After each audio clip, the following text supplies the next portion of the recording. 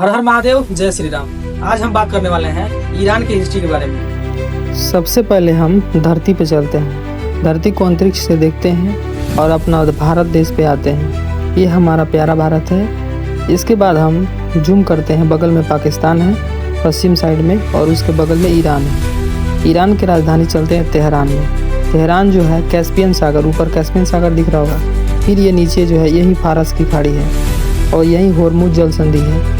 ये देखिए दुबई है और दुबई है। इसके बाद हमको ये होर्मुज जल संधि दिखे जो ओमान के ऊपर दिख रहा है। इसी से हमारा जो है ऑयल टैंकर या गैस पाइपलाइन का ये है गल्फ ऑफ ओमान। ये ऊपर जो दिख रहा है गल्फ ऑफ ओमान है। ये हमारा हिंद महासागर था, नीचे अरब सागर।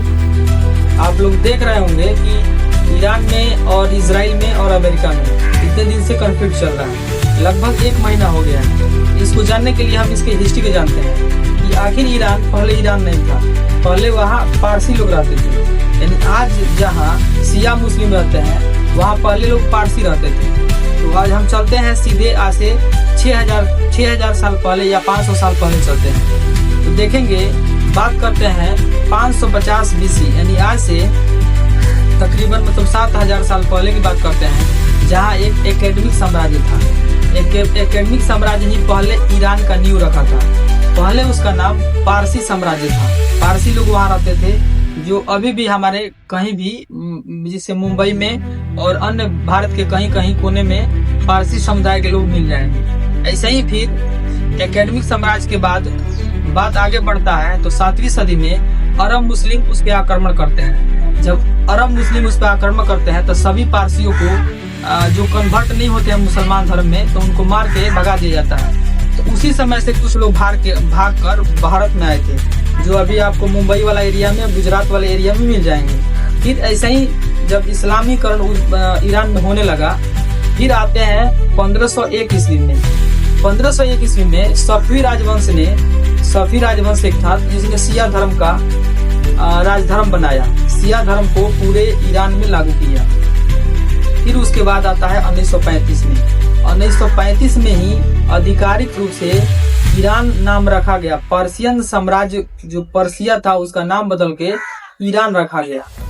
उसके बाद आता है 1979 यानी 1979।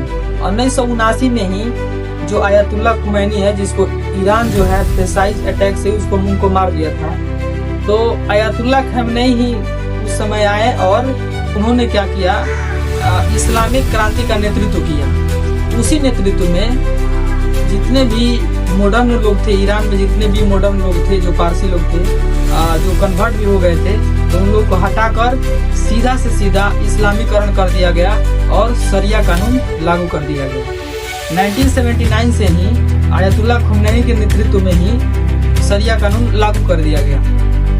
उसके बाद ये कहानी जो है आगे बढ़ती जाती है। तो जब आयतुल्ला खुमैनी जब इस्लाम मतलब शरिया कानून लागू कर रहे थे और आंदोलन कर रहे थे, उस समय के राजा थे राजा पहलवी के नेतृत्व में पूरा ईरान देश चल रहा था। लेकिन इस्लामीकरण होने के कारण और आयतुल्ला खुमैनी के मतलब विरोध प्रदर्शन के कारण राजा पहलवी थे वो देश छोड़ के भाग गए और जाके वे अमेरिका में शरण ले लिए। वही अमेरिका जो आज इन पे बम मार रहा है। तो अमेरिका ओरिजिनल में ये शासन जो रिजीम चेंज करने की बात कर रहा है वो नहीं कर रहा है। उसका सीधा मतलब है ईरान का तेल। तो इस वीडियो में हम अगला पार्ट में आप लोगों को इसके ज्योग्राफिकल नॉलेज के बारे में बताएंगे और बताएंगे कैसे ईरान में तेल कब खोज हुआ, तेल कब से निकलने लगा, और देशों के तुलना में जैसे वेनेजुएला हो गया, सऊदी अरब हो गया, कतर हो गया, बहरीन हो गया या यूएई हो गया, इन सभी देशों में जो गल्फ में है या वेनेजुएला जो नॉर्थ अमेरिका के नीचे है, साउथ अमेरिका में है, इन सभी देशों के तेल में ईरान का तेल कैसे क्वालिटी में ऊंच है, इसके बारे में हम डिटेल में अगला वीडियो में बताएंगे। तब तक के लिए धन्यवाद।